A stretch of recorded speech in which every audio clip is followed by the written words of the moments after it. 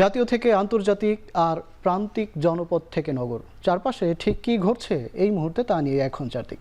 আপনার সঙ্গে আছি আমি মাঝার মাহবুব। নিষিদ্ধ ছাত্র সংগঠন ছাত্রলীগের সন্ত্রাসী কর্মকাণ্ডের যথাযথ বিচার সহ কয়েকটি দাবিতে মার্চ ফর জাস্টিস কর্মসূচি করছে জাতীয়তাবাদী ছাত্রদল। শনিবার বিকেল ৩টায় রাজধানীর ইঞ্জিনিয়ার্স ইনস্টিটিউশনের সামনে থেকে ছাত্রদলের সভাপতি রাকিবুল ইসলাম রাকিব ও সাধারণ সম্পাদক নাসিরের নেতৃত্বে এই পদযাত্রা শুরু হয়। পরে পদযাত্রাটি শাহবাগ টিএসসি হয়ে কেন্দ্রীয় শহীদ মিনারে গিয়ে শেষ হয়। ছাত্রদলের নেতারা ছাত্রলীগের সন্ত্রাসীদের সাজা নিশ্চিত, জুলাই আগস্টের ছাত্র জনতার অভ্যুত্থানে ফ্যাসিবাদের দোসর হিসেবে ভূমিকা পালনকারীদের তদন্ত সাপেক্ষে উপযুক্ত ব্যবস্থা নেওয়া সহ নানান দাবি করেন। পদযাত্রা থেকে নেতাকর্মীরা ছাত্রলীগ ও আওয়ামী লীগ বিরোধী বিভিন্ন স্লোগান দেন।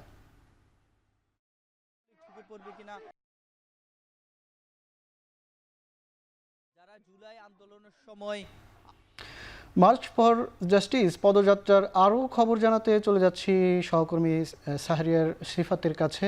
সিফাত, পদযাত্রার বিস্তারিত জানান, সেখানে ছাত্র দলের নেতাকর্মীরা কি বলছেন?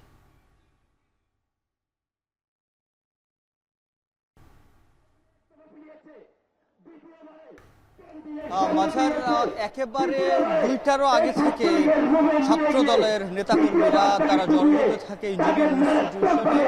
তারপরে সেখান থেকে তারা অবস্থান নেয় কিছুক্ষণ এবং একসাথ হয়ে সকল ইউনিট একসাথ হয়ে কিন্তু শহীদ মিনারে এখানে পদযাত্রা করে আসে। এবং আজকের এই পদযাত্রার যে উদ্দেশ্য সেটি হচ্ছে ছাত্রলীগের যে বিচার, নিষিদ্ধ ছাত্রলীগের বিচারের দাবিতে মূলত তারা আজকের এই কর্মসূচি পালন করছে। মার্চ ফর ইউনিটি হয়েছে এবং আজকে তারা যেটি করেছে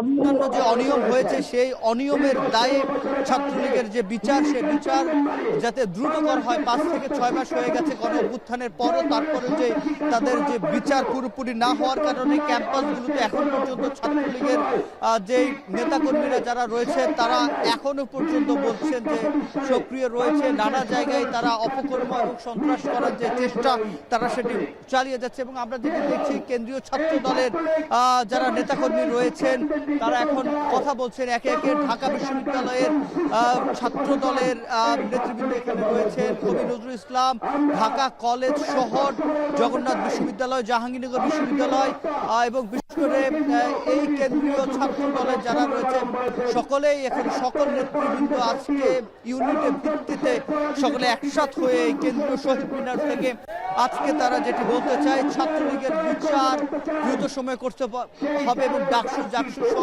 যত ছাত্র সংগঠনের যেই ছাত্র সংসদ যে নির্বাচন, ছাত্র সংসদ নির্বাচনের আগে ছাত্রলীগের বিচার এবং ছাত্রলীগ সহ ক্যাম্পাসগুলোতেই যারা সন্ত্রাসী কার্যক্রম করছে ছাত্রলীগের আদলে তাদেরও বিচার যাতে করা হয়। তারা যেটি বলছে ছাত্র রাজনীতি নিষিদ্ধ নয়, বরং যারা ছাত্র রাজনীতির আড়ালে কোনো সন্ত্রাসী কার্যক্রম করবে তাদেরকে যাতে নিষিদ্ধ করা হয়। ছাত্রলীগ যেরকম নিষিদ্ধ করা হয়েছিল সেই সাথে যাতে সুস্থ ধারার ছাত্র রাজনীতি ক্যাম্পাসগুলোতে হয় সেজন্যই তারা চেষ্টা চালিয়ে যাচ্ছে বলছেন। এবং সেই সাথে ছাত্রদল সহ অন্যান্য ছাত্র সংগঠন যেরকম জুলাই আগস্ট গণ অভ্যুত্থানে একত্র হয়ে একসাথে বাংলাদেশের পক্ষে কাজ করেছে, ফ্যাসিবাদের বিপক্ষে কাজ করেছে, ঠিক সেভাবে বাংলাদেশের প্রশ্নে এবং গণতন্ত্র উদ্ধারে বিশেষ করে ক্যাম্পাসগুলোতে যাতে সুস্থ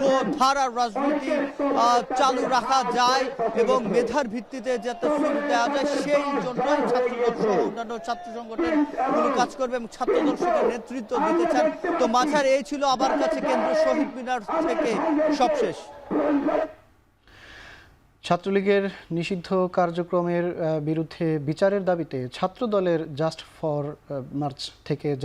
মার্চ ফর জাস্টিস থেকে সহকর্মী সিফাত শাহরিয়ার জানাচ্ছিলেন বিস্তারিত। যুক্তরাজ্যের লন্ডনে চিকিৎসাধীন বিএনপি চেয়ারপারসন বেগম খালেদা জিয়ার স্বাস্থ্যের উন্নতির জন্য দেশবাসীর কাছে দোয়া চেয়েছেন তারেক রহমান। শুক্রবার মায়ের সাথে দেখা করতে লন্ডন ক্লিনিকে প্রবেশের আগে সাংবাদিকদের তিনি বলেন, সন্তান হিসেবে মায়ের জন্য দোয়া ছাড়া আর কিছু চাওয়ার নেই তার। এদিকে খালেদা জিয়ার চিকিৎসার জন্য বিশেষজ্ঞ চিকিৎসকদের সমন্বয়ে গঠন করা হয়েছে মেডিকেল বোর্ড। বোর্ডে রাখা হয়েছে হার্ট, কিডনি, আর্থ্রাইটিস, লিভার ও ডায়াবেটিস বিশেষজ্ঞদের। শুক্রবার খালেদা জিয়ার পরিবারের ঘনিষ্ঠ সূত্র গণমাধ্যমকে বিষয়টি নিশ্চিত করেছে।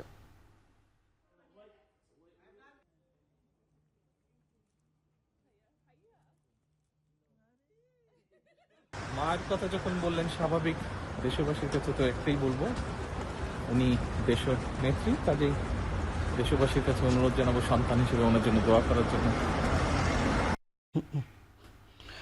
নতুন করে নিত্যপণ্যের উপর ভ্যাট বাড়ানোয় সাধারণ মানুষের উপর চাপ বাড়বে বলে মনে করছেন বিএনপি মহাসচিব মির্জা ফখরুল ইসলাম আলমগীর। সকালে দলের চেয়ারপারসনের গুলশান কার্যালয়ে সংবাদ সম্মেলনে তিনি আরও বলেন, অন্তর্বর্তী সরকারের অদক্ষতা ও সমন্বয়হীনতায় দুর্ভোগ বাড়ছে। এ সময় ভ্যাটের মতো পরোক্ষ কর না বাড়ানোর পরামর্শ দেন মির্জা ফখরুল।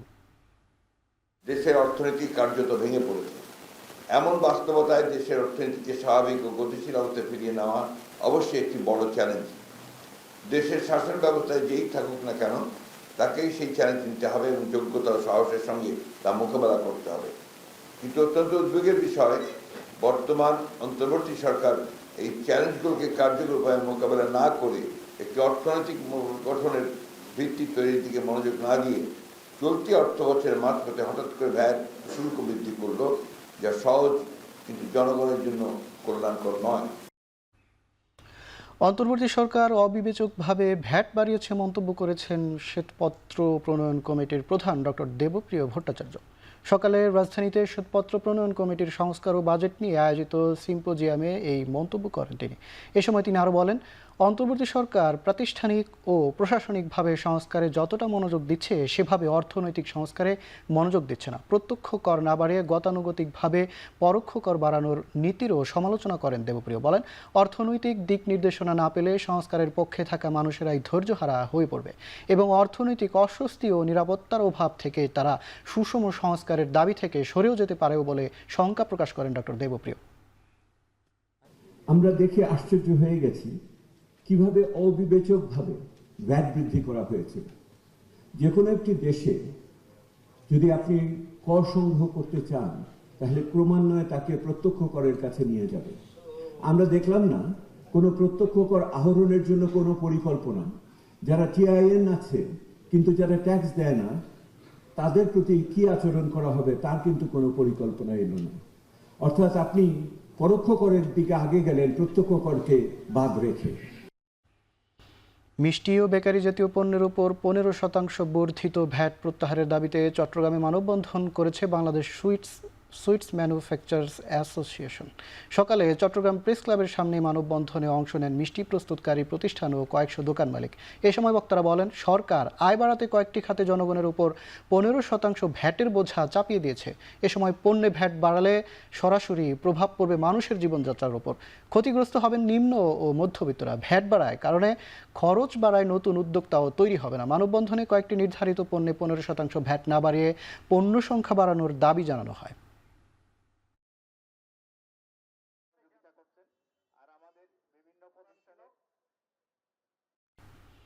এদিকে বিশ্ব ব্যাংক পূর্বাভাস দিয়েছে 2024-25 অর্থবছরে বাংলাদেশের অর্থনৈতিক প্রবৃদ্ধি গেল বছরের তুলনায় কমে যেতে পারে বলে আশঙ্কা আছে মূল্যস্ফীতিরও। বিশ্ব ব্যাংকের ওয়ার্ল্ড ইকোনমিক প্রসপেক্টাস শীর্ষক প্রতিবেদন বলছে, চলতি অর্থবছরে বাংলাদেশের জিডিপির প্রবৃদ্ধি 4.1% নামতে পারে, যা গত জুনের চেয়ে 1.6% কম। প্রতিবেদনে আরও উল্লেখ করা হয়, রাজনৈতিক অনিশ্চয়তার পাশাপাশি ভাটা পড়েছে বিনিয়োগে। নড়বড়ে শিল্প খাত ও চড়া মূল্যস্ফীতির কারণে ভোগান্তিতে পড়তে পারেন সাধারণ মানুষ। মূল্যস্ফীতির নিয়ন্ত্রণে বাংলাদেশ সরকার আদৌ কার্যকরী কোনো ভূমিকা রাখতে পারবে কিনা এ নিয়েও সংশয় প্রকাশ করেছে বিশ্ব ব্যাংক। জিডিপির প্রবৃদ্ধি কমে যাওয়া ছাড়াও বাংলাদেশের অর্থনীতিতে 5টি ঝুঁকির আশঙ্কা করছে ওয়ার্ল্ড ইকোনমিক ফোরাম।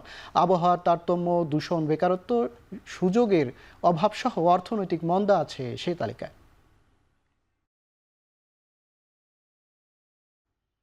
আগামী জাতীয় নির্বাচন প্রধান উপদেষ্টার ঘোষিত রোডম্যাপ অনুযায়ী হবে, তবে জনগণ অধিক সংস্কার চাইলে আরও বিলম্বিত হতে পারে বলে জানিয়েছেন স্বাস্থ্য উপদেষ্টা নূরজাহান বেগম। সকালে সিলেটের কোম্পানীগঞ্জ উপজেলা সদর হাসপাতাল পরিদর্শন শেষে একথা বলেন তিনি। এ সময় দেশের স্বাস্থ্য ব্যবস্থাকে ভঙ্গুর আখ্যা দিয়ে উপদেষ্টা বলেন, সংস্কার কমিশনের রিপোর্ট পেলে অগ্রাধিকার ভিত্তিতে স্বাস্থ্য খাত সংস্কারের উদ্যোগ নেওয়া হবে।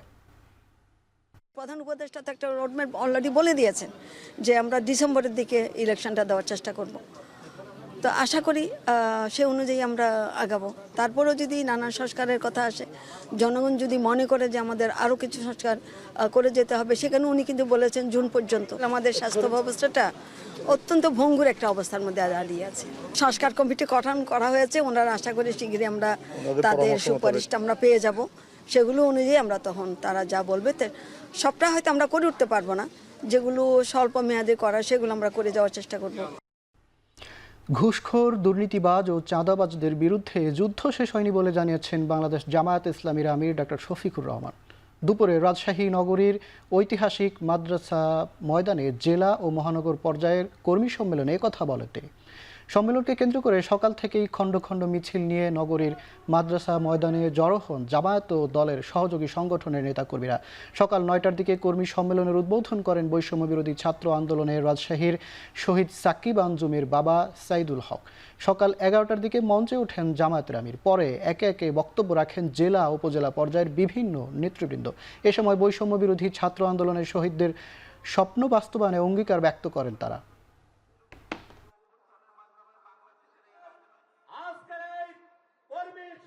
যুদ্ধ আমাদের শেষ হয়,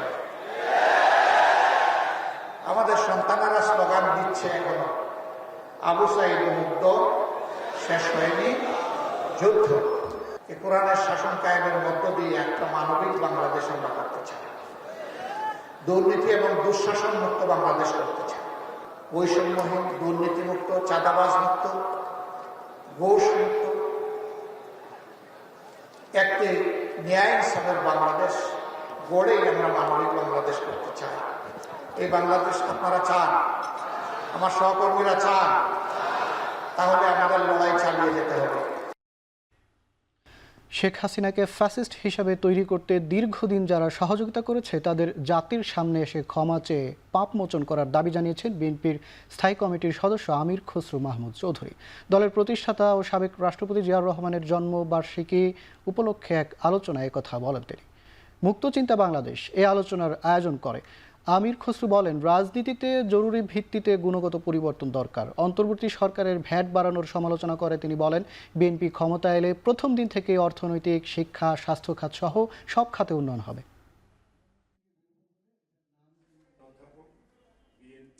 বাংলাদেশকে অর্থনৈতিকভাবে স্টেবল কিভাবে করব, এটার উপর আমরা কাজ করছি, যাতে সরকারে যদি আমরা আসতে পারি প্রথম দিন থেকে কাজ শুরু হয়, যাতে এটা প্রস্তুতির জন্য 6 মাস 1 বছর না লাগে।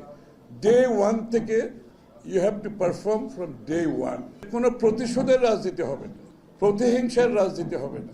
হ্যাঁ, বিচার হতে হবে, এদের সকলের সঠিক বিচার ছাড়া সেটা না করলে দেশ আবার এই ধরনের খারাপ স্বৈরাচার ফ্যাসিস্টের পাল্লায় পড়ে যাবে। ছাত্র প্রতিনিধিরা নয়, দেশে যা সংস্কার দরকার তা রাজনৈতিক সরকারই করবে বলে মন্তব্য করেছেন বিএনপির ভাইস চেয়ারম্যান আসাদুজ্জামান রিপন। সকালে জাতীয় প্রেস ক্লাবের সামনে দেশ বাঁচাও মানুষ বাঁচাও আন্দোলনের আয়োজনে জাতীয় নির্বাচনের রোডম্যাপের দাবিতে নাগরিক সমাবেশে প্রধান অতিথির বক্তব্যে কথা বলেন তিনি। বলেন, গণ অভ্যুত্থান হয়েছে নির্বাচনের জন্য, সে নির্বাচনের জন্য আবার যাতে রাস্তায় নামতে না হয় সে বিষয়ে সতর্ক থাকতে হবে।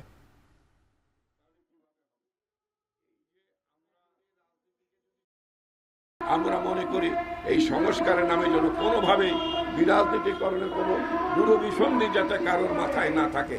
তাহলে আমরা নির্বাচনের দাবিতে একটি গ্রহণযোগ্য নির্বাচনের জন্য আমাদেরকে কিন্তু রাজপথে আসতে হবে। নির্বাচনের জন্যই কিন্তু আমরা 16টা বছর আমরা আন্দোলন করেছি। এই নির্বাচনের জন্য যাতে আমাদেরকে আবার মাঠে নামতে না হয়, আবার রাস্তায় নামতে না হয়, এটা কিন্তু সরকারকে ভেবে দেখতে হবে। শেখ হাসিনাকে দেশে ফিরিয়ে এনে বিচারের মুখোমুখি করা হবে বলে জানিয়েছেন প্রধান উপদেষ্টার প্রেস সচিব শফিকুল আলম। দুপুরে কুষ্টিয়ার ইসলামী বিশ্ববিদ্যালয়ে জুলাই বিপ্লবের আকাঙ্ক্ষা ও গণমাধ্যম শীর্ষক উন্মুক্ত সেমিনারে প্রধান আলোচকের বক্তব্যে কথা বলেন তিনি।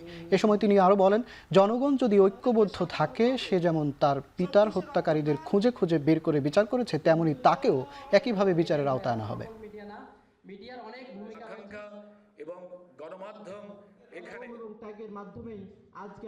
অনেকে ইম্প্যাশন হয়ে যাচ্ছে যে 5 মাস হলো এমন কি ভালো কি কাজ হয়েছে, আমরা যেই যা চাচ্ছিলাম সেই কাজগুলো কি হয়েছে কিনা। আমি আপনাদেরকে বলবো, আপনারা অন্যান্য এর আগে যারা ইন্টারিম গভর্নমেন্ট এসছে, কেয়ারটেকার গভর্নমেন্ট এসছে, তাদের সাথে তুলনা করেন। বাংলাদেশের একটা ভঙ্গুর ব্যুরোক্রেসি নিয়ে আমরা যা অ্যাচিভ করেছি, এই জন আকাঙ্ক্ষার গভর্নমেন্ট অভূতপূর্ব। ফসল কাটা নিয়ে চাঁপাইনবাবগঞ্জ সীমান্তে দুদেশের নাগরিকদের মধ্যে উত্তেজনা সৃষ্টি হয়েছে। পরিস্থিতি নিয়ন্ত্রণে সতর্ক অবস্থানে রয়েছে বিজিবি। এ নিয়ে সবশেষ পরিস্থিতি জানিয়েছেন সোহান মাহমুদ। আমরা এখন অবস্থান করছি চাঁপাইনবাবগঞ্জের শিবগঞ্জ উপজেলার বিনোদপুর ইউনিয়নের চৌকা সীমান্তে। এই সীমান্ত মূলত সকাল থেকেই উত্তেজিত। স্থানীয়রা আমাদেরকে জানিয়েছেন, বেলা 11টার দিকে ভারতীয় সীমান্তরক্ষী বাহিনী বিএসএফ ভারতের প্রায় 600 নাগরিক নিয়ে বাংলাদেশের অভ্যন্তরে ঢুকে পড়েন। তাদের অভিযোগ, বাংলাদেশিরা তাদের গম কেটে নিয়েছেন। এমন অভিযোগে বাংলাদেশি আম গাছ সহ বিভিন্ন ফসলের ক্ষতি করেন তারা। এ সময় বিজিবি এবং স্থানীয় বাসিন্দারা তাদের তেড়ে দিলে তারা মূলত পালিয়ে যান ভারতে। এখন বর্তমান আপনারা পরিস্থিতি দেখতে পাচ্ছেন, বাংলাদেশি বিজিবি বাংলাদেশের অভ্যন্তরে পাহারা দিচ্ছেন এবং ভারতীয় সীমান্তরক্ষী বাহিনী তাদের অভ্যন্তরে পাহারা দিচ্ছেন। পরবর্তীতে তাদের মধ্যে আরও উত্তেজনা বিরাজ করলে তারা মূলত টিয়ার সেল এবং তীর ধনুক দিয়ে বাংলাদেশিদের ক্ষতি করতে চেয়েছিলেন। এ সময় বাংলাদেশি প্রায় 30 থেকে 40 জন ব্যক্তি আহত হয়েছেন। বর্তমান পরিস্থিতি কিছুটা স্বাভাবিক। তো এই ছিল আমার কাছে চৌকা সীমান্ত থেকে সর্বশেষ। সিভিল সার্ভিসে প্রশাসন ক্যাডারদের প্রভাব ও বৈষম্য নিরসনের দাবি জানিয়েছে আন্তঃক্যাডার বৈষম্য নিরসন পরিষদ। শনিবার রাজধানীর একটি সম্মেলন কেন্দ্রে আয়োজিত জন আকাঙ্ক্ষা পূরণে প্রত্যাশিত সিভিল সার্ভিস শীর্ষক সেমিনারে এমন দাবি তুলে ধরেন 25টি সিভিল সার্ভিসের ক্যাডার নিয়ে গঠিত পরিষদের সদস্যরা। এ সময় আরও উপস্থিত ছিলেন বিশিষ্ট লেখক ও কলামিস্ট ফিরোজ আহমেদ, গণসংহতি আন্দোলনের প্রধান সমন্বয়কারী জোনায়েদ সাকি, পরিষদের সমন্বয়ক ডক্টর মোহাম্মদ মফিজুর রহমান সহ অন্যান্য সদস্যরা। ক্যাডার যার মন্ত্রণালয় তার, এমন দাবি জানিয়ে বক্তারা বলেন, মন্ত্রণালয় ও দপ্তরগুলোর শীর্ষ পদে বিশেষজ্ঞ ক্যাডারদের জায়গায় অভিজ্ঞতাহীন প্রশাসন ক্যাডারের সদস্যদের বসানো হয়েছে। তারা সেক্টরগুলোকে অদক্ষ করে রেখেছে। ফলে সীমাহীন দুর্নীতির মাধ্যমে রাষ্ট্রের অর্থ অপচয় উন্নয়ন বাধাগ্রস্ত হয়ে আসছে। এ সময় সব ক্যাডারদের জন্য একই নীতি বাস্তবায়নের দাবি জানান তারা।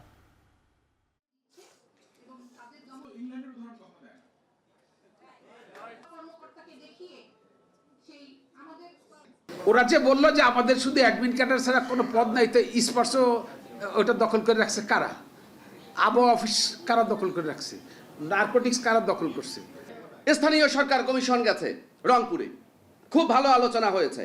সেখানে দেখছি অতিরিক্ত বিভাগীয় কমিশনার ডিসিরা বসে আছেন।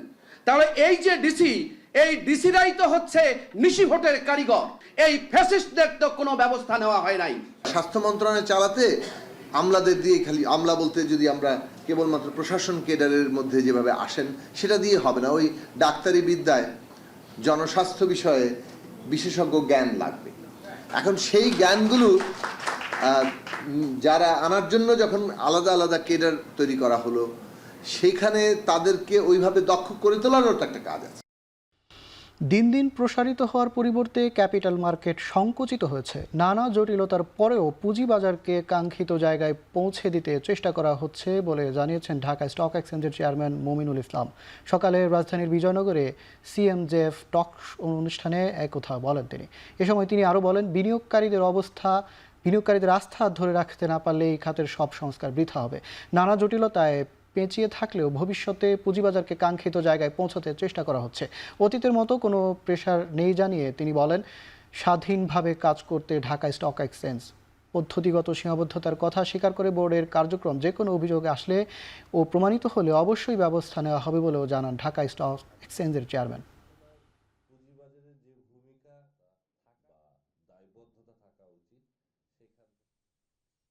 বাংলাদেশের ক্যাপিটাল মার্কেট ভীষণভাবে সংকুচিত এবং এর যে আমাদের অর্থনীতিতে ভূমিকা রাখার কথা সেটা রাখতে পারেনি এখন পর্যন্ত, এবং গত 15 বছরে বরং আমরা ক্রমাগত পিছিয়ে গেছি। সমস্যাগুলা এতই বিশাল এবং বিস্তৃত এবং এটার গভীরতা এত দূরে নিমজ্জিত যে এখান থেকে বের হয়ে আসার জন্য অবশ্যই কিছু সময় লাগবে। যে কোনো সংস্কারই নিষ্ফল হয়ে যাবে যদি আমরা বিনিয়োগকারীদের আস্থা ধরে না রাখতে পারি। জ্ঞাত আয় বহির্ভূত সম্পদ অর্জনের অভিযোগে দুদকের মামলায় কেন্দ্রীয় ব্যাংকের অর্থনৈতিক গোয়েন্দা ইউনিট BFIUর সাবেক প্রধান মাসুদ বিশ্বাসকে কারাগারে পাঠিয়েছেন আদালত। শনিবার বিকেলে রাজধানীর CMM আদালত এই নির্দেশ দেন। শনিবার বিকেলে তাকে ঢাকা চিফ মেট্রোপলিটন ম্যাজিস্ট্রেট আদালতে হাজির করে দিনের রিমান্ড আবেদন করেন দুদকের পক্ষ থেকে। পরে শুনানি শেষে তাকে দিনের রিমান্ড দেওয়া হয়। এর আগে শুক্রবার দিবাগত রাতে ঢাকা মহানগর গোয়েন্দা পুলিশ DB অভিযান চালিয়ে তাকে গ্রেপ্তার করে। গত 2 জানুয়ারি জ্ঞাত আয় বহির্ভূত সম্পদ অর্জনের অভিযোগে মাসুদ বিশ্বাসের বিরুদ্ধে মামলা দায়ের করে দুদক। জিজ্ঞাসাবাদ শেষে দুদকের বিশেষ তদন্ত বিভাগের পরিচালক মীর মোহাম্মদ জয়নুল আবেদিন শিবলি বলেন, দুদকের মামলায় যারা অভিযুক্ত সকলকে গ্রেপ্তারের চেষ্টা করা হচ্ছে।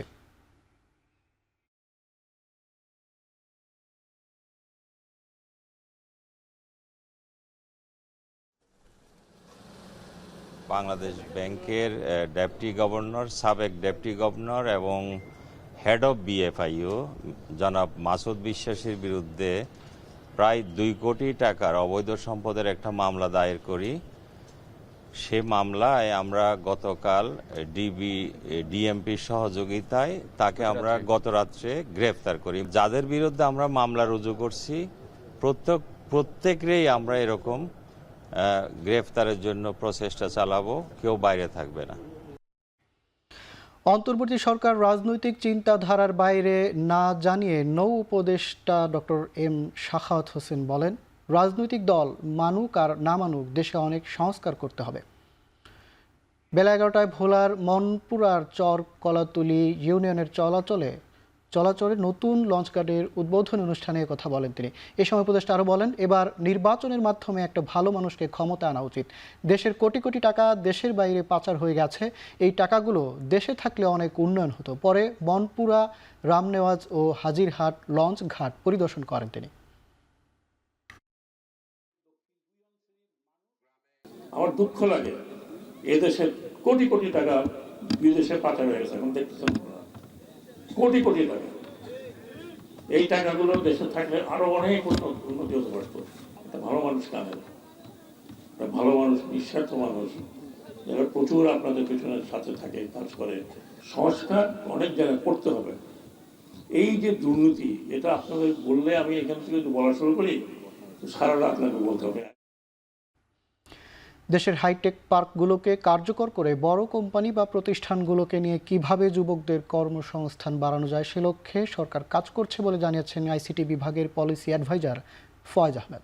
সকালে বেসিস আয়োজিত উদীয়মান ICT খাতের শক্তিমত্তা শীর্ষক আলোচনা সভায় তিনি কথা বলেন, বিশ্ববিদ্যালয়গুলোতে ICT ল্যাব থাকলেও তা ঠিকভাবে কাজে লাগানো যাচ্ছে না, যেসব নিয়ে কাজ করা হচ্ছে। এছাড়া ICT মাস্টার প্ল্যানের রিভিউ শেষে জাইকা সহ বিভিন্ন সংস্থার সঙ্গে কথা বলে ডিজিটাল ট্রান্সফরমেশন ডাটা তৈরি ও এবছরের মধ্যে ন্যাশনাল ডাটা আর্কিটেকচার ফার্ম করা হবে বলে জানান তিনি। বিগত সরকারের সমালোচনা করে বলেন, ICT খাতে কিছু কাজ করা হয়েছে কোনো গবেষণা ছাড়াই লুটের জন্য, সেসব নিয়ে রিভিউ করেই ব্যবস্থা।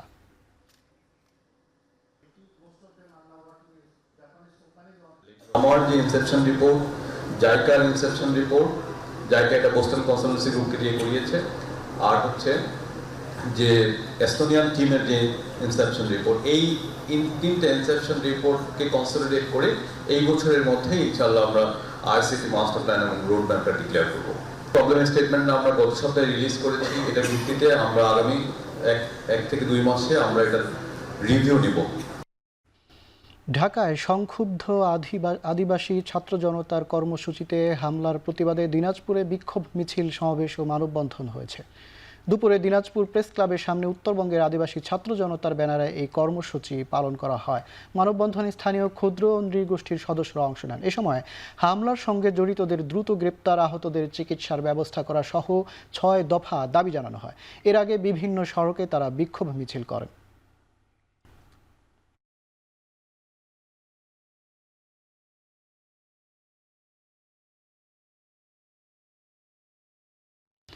বান্দরবানের আলীকদমে ট্রাকের চাপায় ৩ মোটর সাইকেল আরোহী নিহত হয়েছেন। আজ দুপুর ১টায় উপজেলার চৈখং ইউপির তারাবুনিয়া এলাকায় এই ঘটনা ঘটে। প্রত্যক্ষদর্শীরা জানান, আলীকদম থেকে দুটি ট্রাক বেপরোয়া গতিতে লামা উপজেলার দিকে যাচ্ছিল। এ সময় তারাবুনিয়া এলাকায় পৌঁছলে একটি ট্রাক বিপরীত দিকগামী একটি মোটরসাইকেলকে চাপা দিয়ে দ্রুত পালিয়ে যায়। এতে ঘটনাস্থলে মোটরসাইকেল আরোহী ৩ জন নিহত হন। নিহতদের মধ্যে মোহাম্মদ বেলাল নামে মোটরসাইকেলের একজন আরোহীর পরিচয় পাওয়া গেলেও অন্য 2 জনের পরিচয় তাৎক্ষণিকভাবে জানা যায়নি। ঢাকা আন্তর্জাতিক বাণিজ্য মেলায় নানা পণ্যে সেজেছে দেশি বিদেশি স্টলগুলো। ক্রেতা দর্শনার্থীদের নজর কাটছে বিদেশি স্টল। ছুটির দিনে প্রাণবন্ত মেলায় বেচাকেনায় খুশি ব্যবসায়ীরা। সেখানকার খবরাখবর জানাতে সরাসরি যুক্ত হচ্ছেন সহকর্মী মিয়া আমিরুল। বিদেশি কোন কোন স্টলে বেশি ভিড় দেখছেন, কোন কোন ধরনের পণ্যের চাহিদাও বেশি রয়েছে জানাবেন।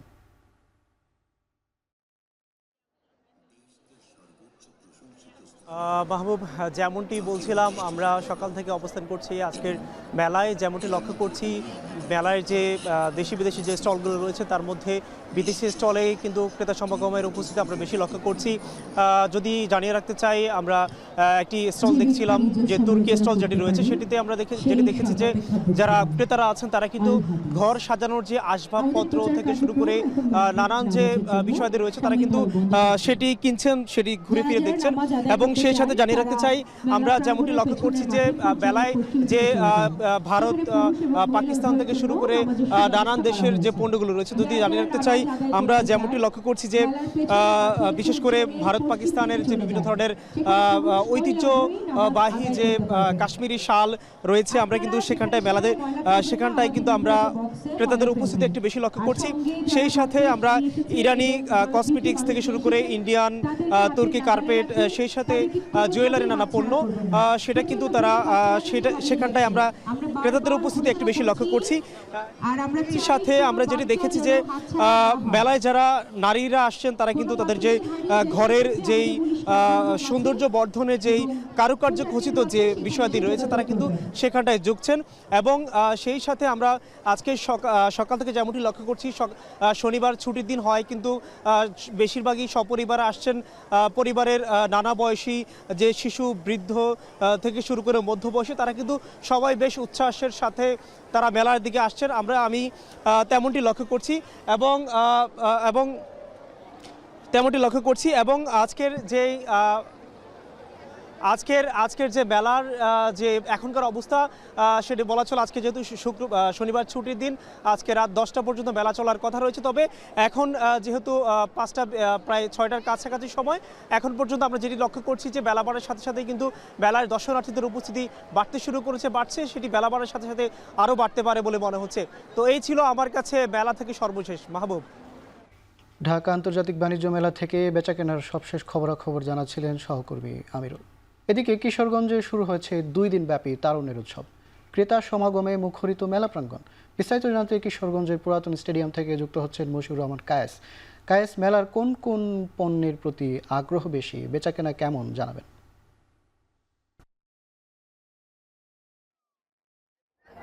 মাঝার, মেলায় আসলে যে সকল পণ্য সবচাইতে বেশি দেখা যাচ্ছে সেইগুলো হচ্ছে আসলে মূলত যে উদ্যোক্তারা যারা রয়েছেন, উদ্যোক্তারা কিন্তু মূলত বেশ কয়েকটি কারু পণ্য এবং সেই সাথে বাহারি পিঠা রয়েছে, সেই পিঠাগুলো আছে, সব মিলিয়ে কিন্তু সেগুলো দর্শকের চাহিদা, যেহেতু খাবারের বিভিন্ন বাহারি পিঠা রয়েছে, সেগুলোতে বেশি দর্শনার্থীদের চাহিদা দেখা যাচ্ছে। তবে আরেকটি বিষয় চাহিদার ক্ষেত্রে দেখা যাচ্ছে যে এই মেলায় কিন্তু আমি বলে রাখি যে 40টি স্টল রয়েছে, সেখানে 10টি স্টল কিন্তু আলাদা করে দেওয়া হয়েছে শুধুমাত্র বইয়ের জন্য।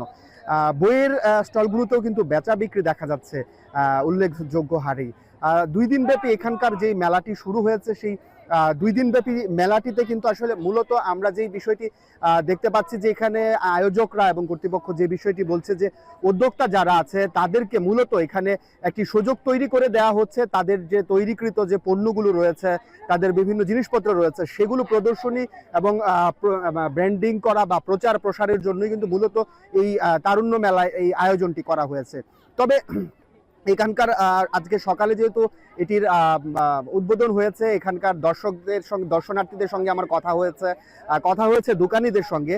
তারা যে বিষয়টি বলছে যে জেলা প্রশাসনের পক্ষ থেকে যে আয়োজনটি করা হয়েছে সেটি এবার কিছুটা আসলে জৌলুসহীন লাগছে তাদের কাছে। তারা যে বিষয়টি বলছে যে এটি আরো জৌলুসপূর্ণ হতে পারত, প্রচারণাটা কিছুটা কম দেখা গেছে মেলার আগ থেকেই এই মেলাকে ঘিরে, যার ফলে কিন্তু আসলে 2 দিন ব্যাপী যে মেলাটি রয়েছে এই 2 দিন ব্যাপী মেলাতে কিন্তু দর্শনার্থী মোটামুটি কিছুটা কম দেখা যাচ্ছে। তবে সকাল থেকে দর্শনার্থী কম থাকলেও আমরা দেখেছি যে বিকেলের পর থেকে কিন্তু দর্শনার্থী বৃদ্ধি হওয়া শুরু হয়েছে এবং দোকানিরা আশা করছে যে আগামীকাল পর্যন্ত যেহেতু এখানকার মেলা রয়েছে সেটি আগামীকাল তারা আরো দর্শনার্থী পাবে এবং বেচা বিক্রি আরো বাড়বে। তো এই ছিল কিন্তু আমার কাছে কিশোরগঞ্জ থেকে মেলার সর্বশেষ তথ্য। কিশোরগঞ্জের তারুণ্যের উৎসব থেকে সরাসরি সেখানকার খবরাখবর জানাচ্ছিলেন সহকর্মী মশিউর কায়েস। ময়মনসিংহের নানা আয়োজনে চলছে উদীচী শিল্পগোষ্ঠীর 20তম জেলা সম্মেলন। শহরের টাউন হল মিলনায়তনে আয়োজিত সম্মেলনে জেলা শাখার নতুন নেতৃত্ব নির্বাচন হবে। সকালে সম্মেলনের শুরুতেই জুলাই গণঅভ্যুত্থানে শহীদ এবং উদীচীর সদস্য বিভিন্ন ক্ষেত্রে অবদান রাখা বিশিষ্ট ব্যক্তিবর্গের মৃত্যুতে শোক প্রস্তাব গৃহীত হয়। পরে বক্তারা বলেন, দেশের যে কোনো ক্রান্তি লগ্নে উদীচীর শিল্পীরা জোরালো ভূমিকা রাখেন। 69-এর গণঅভ্যুত্থান, 71-এর মুক্তিযুদ্ধ, 90-এর স্বৈরাচার বিরোধী আন্দোলন, 24-এর ছাত্র জনতার আন্দোলনে উদীচী সক্রিয় ছিল। বিকেলে সাংস্কৃতিক পরিবেশনার মধ্য দিয়ে শেষ হবে সম্মেলনের আনুষ্ঠানিকতা।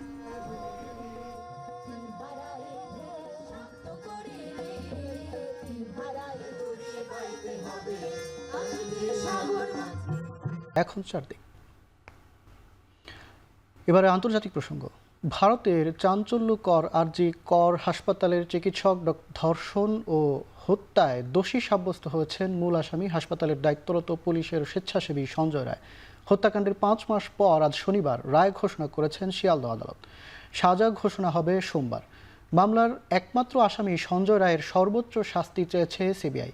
2 মাসের রুদ্ধদ্বার ও ভিডিও ক্যামেরায় শুনানিতে সাক্ষী হয়েছেন নিহতের মা, বাবা, চিকিৎসক, ফরেনসিক বিশেষজ্ঞ সহ মোট 50 জন প্রত্যক্ষদর্শী। গত 9 জানুয়ারি মামলার বিচার কাজ সম্পন্ন হয়। পুরো বিচার প্রক্রিয়ায় নিহতের মা, বাবা, চিকিৎসক, ফরেনসিক বিশেষজ্ঞ সহ মোট 50 জন প্রত্যক্ষদর্শীর সাক্ষ্য নথিভুক্ত করা হয়। এ ঘটনার মূল অভিযুক্ত সঞ্জয় রায়ের সর্বোচ্চ শাস্তি চেয়েছে সিবিআই। 11 নভেম্বর থেকে শুরু হওয়া বিচার প্রক্রিয়া আদালতে রুদ্ধদ্বার এবং ভিডিও ক্যামেরায় শুনানি সম্পন্ন হয়েছে। গেল বছর 9 আগস্ট 31 বছর বয়সী ট্রেনি চিকিৎসককে হাসপাতালে দায়িত্বরত অবস্থায় ধর্ষণের পর নির্মমভাবে হত্যা করা হয়। ওই ঘটনায় দেশজুড়ে তুমুল বিক্ষোভের মুখে কলকাতা উচ্চ আদালতের নির্দেশে মামলাটি কেন্দ্রীয় তদন্ত ব্যুরো সিবিআইকে হস্তান্তর করে কলকাতা পুলিশ। আরজি করের সাবেক অধ্যক্ষ সন্দীপ ঘোষ ও তৎকালীন স্থানীয় পুলিশ কর্মকর্তা অভিজিৎ মণ্ডলকে আলামত নষ্ট ও প্রমাণ লোপাটের অভিযোগে গ্রেপ্তার করেছিল সিবিআই, কিন্তু 90 দিনের মধ্যে তাদের বিরুদ্ধে অভিযোগ গঠনে ব্যর্থ হওয়ায় খালাস পেয়ে যান তারা।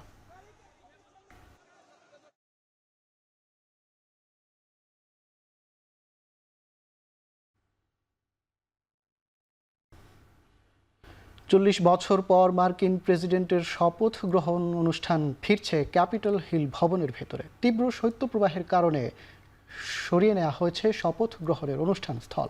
যদিও ক্যাপিটল ওয়ান অ্যারিনা থেকে একসঙ্গে 20,000 সমর্থক ডোনাল্ড ট্রাম্পের অভিষেক অনুষ্ঠান স্ক্রিনে দেখতে পাবেন। এছাড়াও এই ইনডোর ভেন্যুতে আয়োজন করা হবে প্রেসিডেন্সিয়াল প্যারেড। সবশেষ 1985 সালে রোনাল্ড রিগানের শপথ গ্রহণ অনুষ্ঠান আয়োজন করা হয় ক্যাপিটল হিলের ভেতরে। সে সময় তাপমাত্রা ছিল -22 ডিগ্রি সেলসিয়াস।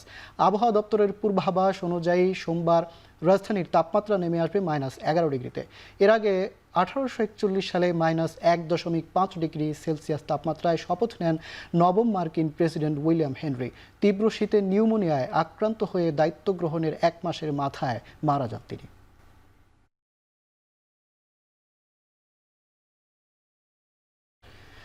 রোববার থেকে যুক্তরাষ্ট্রের সমস্ত কার্যক্রম বন্ধের ঘোষণা দিয়েছে টিকটক।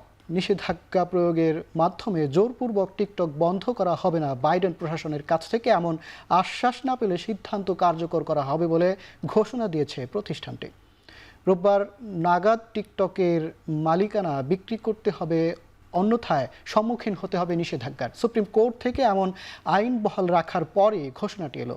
জো বাইডেন জানিয়েছেন টিকটকের বিষয়ে সিদ্ধান্ত নেবে ট্রাম্প নেতৃত্বাধীন নতুন মার্কিন প্রশাসন। বিশ্লেষকদের ধারণা, ক্ষমতা গ্রহণের পর টিকটকের মালিকানা বিক্রির জন্য বাইডেন্সকে আরও 90 দিনের সময় দিতে পারে নতুন সরকার। এদিকে চীনা প্রেসিডেন্ট শি জিনপিংয়ের সঙ্গে ফোনালাপ করেছেন নবনির্বাচিত মার্কিন প্রেসিডেন্ট ডোনাল্ড ট্রাম্প। সেখানে টিকটকের পাশাপাশি ফেন্টানিল, ড্রাগ ও বাণিজ্য নিয়ে আলোচনা করা হয়।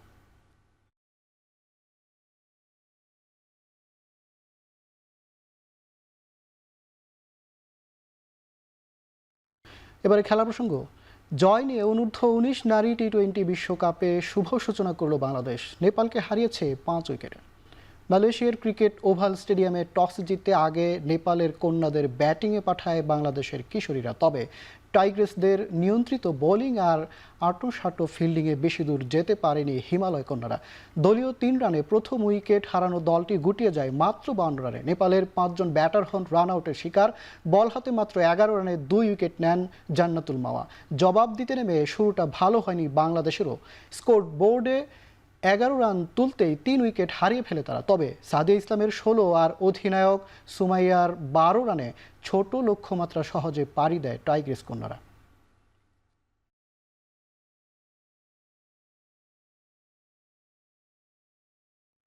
উদ্বোধন হলো বাফুফে এএফসি এ লাইসেন্স কোর্সের। শনিবার ফেডারেশন ভবনে আয়োজিত কোর্স পরিচালনা করেন বাফুফের টেকনিক্যাল ডিরেক্টর সাইফুল বারী টিটু ও কোর্স ইনস্ট্রাক্টর জুলফিকার মাহমুদ মিটু। সেখানে অংশ নেন দেশি বিদেশি খেলোয়াড় সহ মোট 24 জন প্রশিক্ষণার্থী। তাদের মধ্যে অন্যতম জাতীয় দলের বর্তমান অধিনায়ক জামাল ভুঁইয়া ও সাবেক অধিনায়ক মামুনুল ইসলাম। কোর্সটির প্রথম অংশ শেষ হবে 29 জানুয়ারি। কোর্সের ফাঁকে এদিন বাফুফে একাডেমির ফুটবলারদের সঙ্গে শুভেচ্ছা বিনিময় করেন বাংলাদেশ অধিনায়ক জামাল ভুঁইয়া। তখন খুদে ভক্তদের আবদার মেটান তিনি। একাডেমির ফুটবলারদের কেউ তার কাছে থেকে অটোগ্রাফ নিয়েছেন, কেউ বা ছবিও তুলেছেন।